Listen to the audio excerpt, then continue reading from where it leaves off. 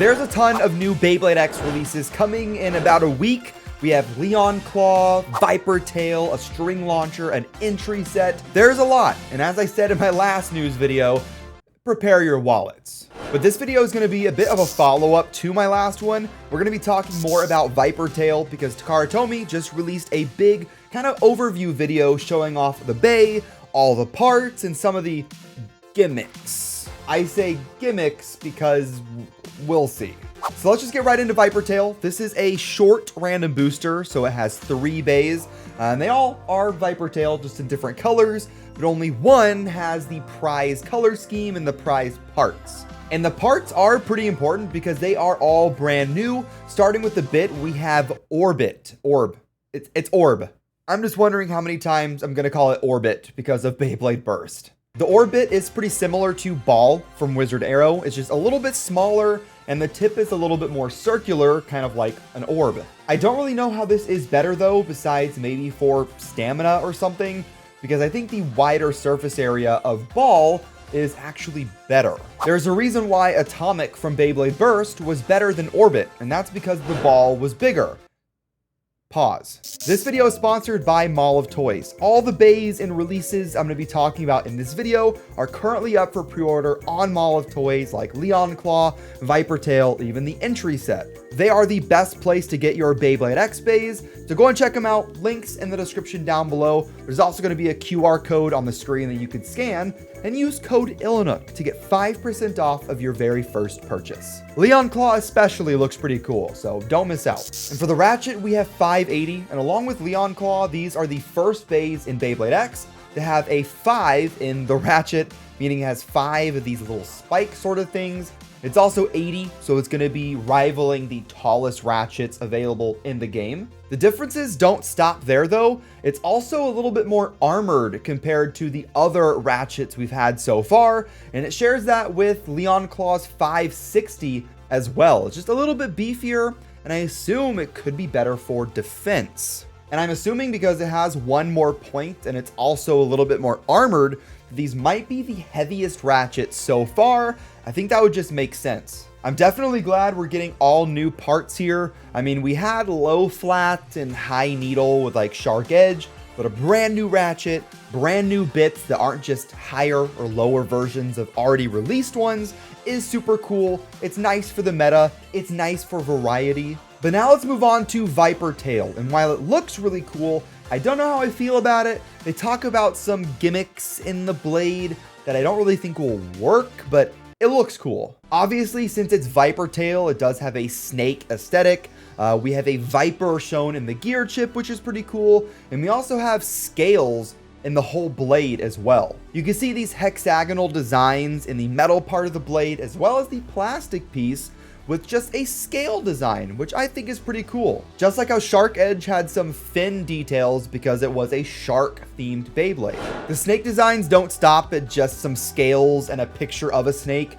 The blade itself is made up of snakes. This is something I didn't even notice whenever we first got pictures of ViperTail, but after they showed it off in the video, you kind of can't go without seeing it.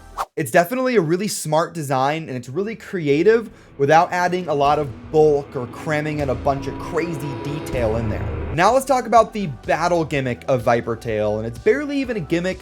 It's just kind of the way the bay is designed. Takara Tomy really pushes that ViperTail has these downward facing angles in the blade, which is going to push other bays downwards. Pretty similar to Knight Lance, where its ability was it's able to lean and kind of counterattack bays. It's the same idea. I don't really know how this is going to work though. I assume instead of pushing bays down, I think other bays will just push ViperTail up. But I don't know, we're just gonna have to wait and see. Now let's move on to the other ViperTails in this random booster. The first one is a more monochrome look with a black and red design, and it has the 460 ratchet and the flat bit. So parts that I have plenty of already. Next up, we have an orange yellow one, which I initially said was maybe my favorite. I've definitely changed my mind on it though, because the parts are kind of ugly. We have the 380 ratchet and then the high needle bit. I really do not like this bit because it's not yellow or orange. It's like a weird tan color, and I don't think browns and tans just work for Beyblade. I just think it's kind of ugly. I do wish we would have gotten another new bits or maybe another new ratchet in this short random booster, because besides getting VIPERTAIL, you're getting a bunch of parts you've already had before. And I said this in my last video, but I still don't know how I feel about getting another random booster. Even if it's a shorter one and you're getting all VIPERTAILs, the last release with Shark Edge was a full random booster. So getting another one is kind of crazy. And there's already a bunch of other releases, like with LeonClaw, the string launcher, an expensive entry set. So making people buy multiple boosters to hopefully get the prize VIPERTAIL is just, it's a little money hungry. It's a little Hasbro-like. I don't know how I feel about it. I pre-ordered 3 of them, so hopefully 1 will be the prize. But if out of 3, none of them are the prize, I will cry. We also had a video of LeonClaw released a little while ago, and some YouTubers in Japan also got the Bey at like an exclusive influencer event, which I know I wasn't invited to, but you know, I assume it's Japan only. Or maybe Takara Tomy just lost my email. But anyways, LeonClaw is still really awesome, and it's easily the Bey I'm most excited for out of all the October releases. It's a starter, which is nice, and even though I have a bunch of Beyblade X launchers already, this one is unique because it has a white and black design with a yellow ripcord. The parts are 100% brand new. For the bit, we have Point, which is kind of similar to Fusion from Beyblade Burst. A little bit different, but the same idea. And for the ratchet, we have 560, so it's similar to VIPERTAIL's, but just a little bit shorter. But I like shorter Beyblades in general, so this is the one I like more. And then of course the LeonClaw blade is really nice as well, even if it's not quite as detailed as VIPERTAIL. I have seen from other YouTubers that got LeonClaw already though, the blade could be kind of light, and the full combo could be kind of light, or at least lighter than we were expecting. Not really the biggest deal though, because we already know that in this generation, Beys are just going to get heavier and larger over time.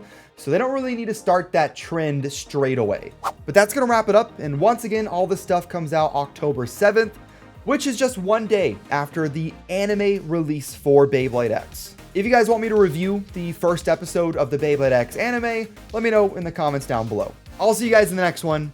Have fun and Bey away. While editing this video, I realized I forgot to mention that we got art of the best Beyblade X Bey that will never get released. Diamond Nuts. The Bey actually looks pretty cool. It's unfortunate that we'll never see a real release of it. It's like a manga versus anime thing, because everybody would want to get their hands on Diamond Nuts.